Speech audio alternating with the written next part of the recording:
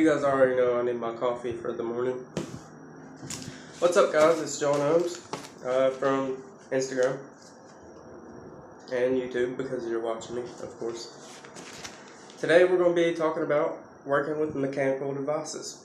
Now, the difference between a mechanical device and a regulated device, such as this one. This is a KLC by Sigeli.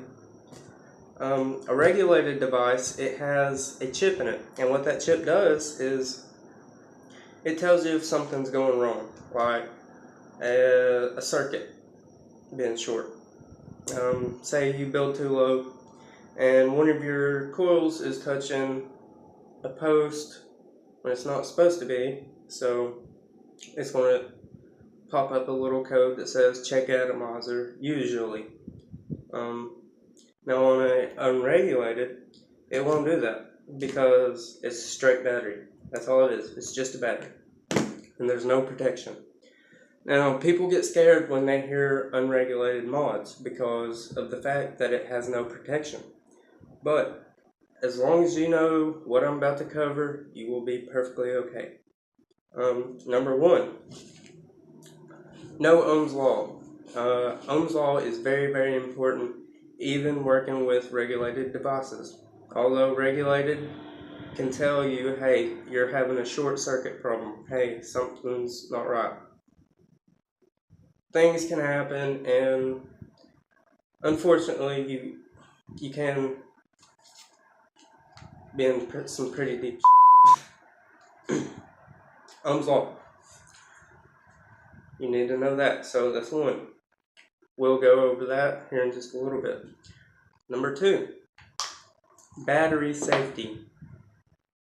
I'm about to give you an example. This battery right here is made by AWT. See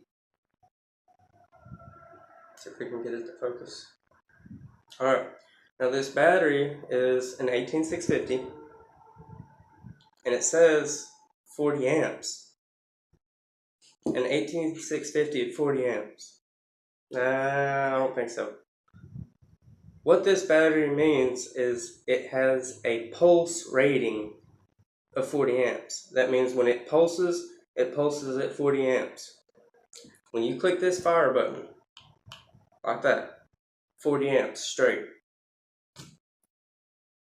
That does not mean it is 40 amps continuous, known as CDR, continuous discharge rating. This particular battery has been Mechs verified, and we'll cover Mechs here in just a second. I will also drop links to all of his accounts. Mechs is a very good guy, and he helps the vape community out a lot. Anyways, this battery, see I've labeled it? It's a 20 amp CDR. That means it's only rated for 20 amps continuous. It can only draw 20 amps before something happens. Now, mechanical device. Sorry guys. Mechanical device. As I said, there's nothing stopping it. It's just a battery. But don't get freaked out, because once I cover these things, like I said before, you'll probably feel more safe. No Ohm's Law, done covered that. Battery safety. Alright. Another thing. Working with any device, whether it be regulated or unregulated, please, every time you use your battery, every time you take your battery out of the mods or the chargers, inspect them. Make sure the wrap, this is called the wrap, this red thing. Make sure there is no dings, dents, scratches, anything that can expose the battery. That's a no-no. That can cause a circuit short. That can cause you to short your battery, and it will vent.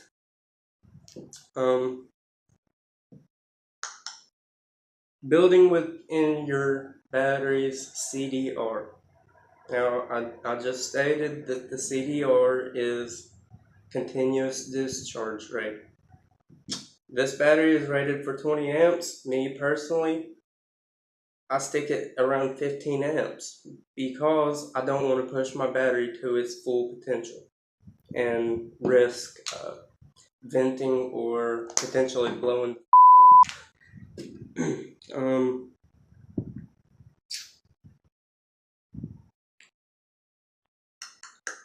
3.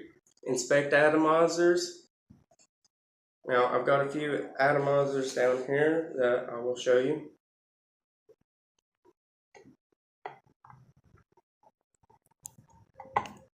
These right here. Those are addies.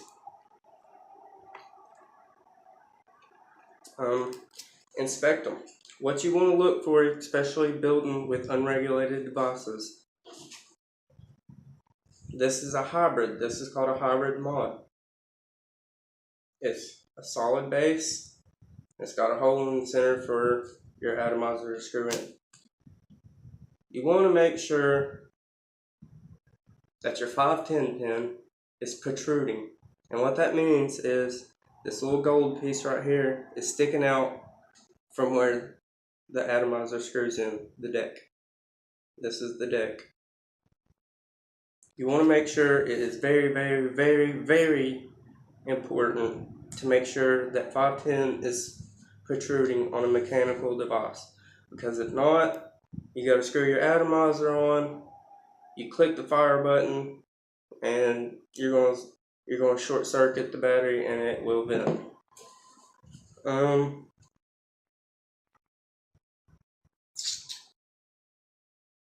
Check all connection points. This means this, as I just showed you. The protruding 510, make sure it's protruding. Another thing, you want to make sure your button isn't messed up, janky anyway. Make sure your button is not sticking because that can lead to your battery shorting as well. Make sure your contact is nice and smooth. Make sure everything on your device is well maintained and looks safe.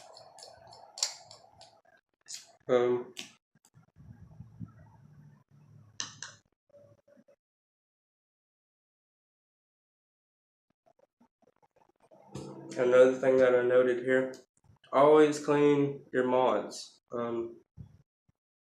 I know some people like the finish on it to tarnish, especially brass lovers. I personally like it tarnished. I don't like them polished. But on the inside, that's a different story. Please make sure everything is in top shape or your button will stick. And if your button sticks, like I said previously, you're going to short something out. And it's not going to be good. Let's see here. Another one, mechanical devices. When you are not using your device, I don't care if it's got a lock on it. Me personally, I don't care if it's got a lock. I don't care if it's got some sort of mechanism that stops the firing button from not contacting to the other side of the circuit. I don't care. You always take your batteries out. I cannot stress over that enough. I've seen way too much shit happen because somebody stuck their mod in their pocket and that firing pin button, wow. And the button fired on them, and guess what happened? It vented. Let's talk about how to build. Alright, for this particular battery, it's rated at 20 amps CDR. Now, because I feel unsafe running my battery at its full potential, I run at around 15 amps. That's what I want my build to pull. I want my build to pull 15 amps from the battery. So, how do I get that?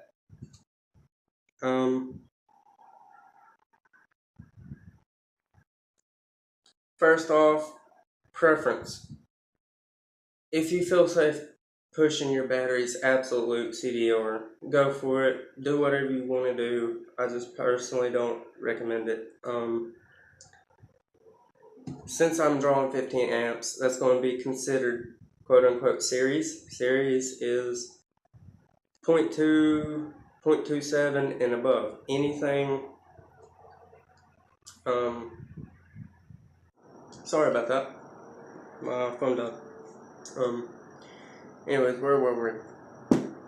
Oh yeah, series. Series is anything 0.27 and above that doesn't draw over, let's just say 20 amps. I'm going to say 20 amps. I'm not for sure. Don't quote me on that.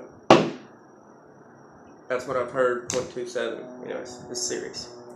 How do I get series? This is Ohm's law. This is what I'm about to talk about. You divide whatever your battery is. Say mine's 3.7 volts, but it can go up to 4.2 volts. So I take 4.2 volts divided by R. What's your R? R is resistance. So 4.2 volts divided by 0.27 equals 15.555. That's 15 amps. Perfect. That's what I need. Alright. Now how did I find my resistance? You divide volts times current.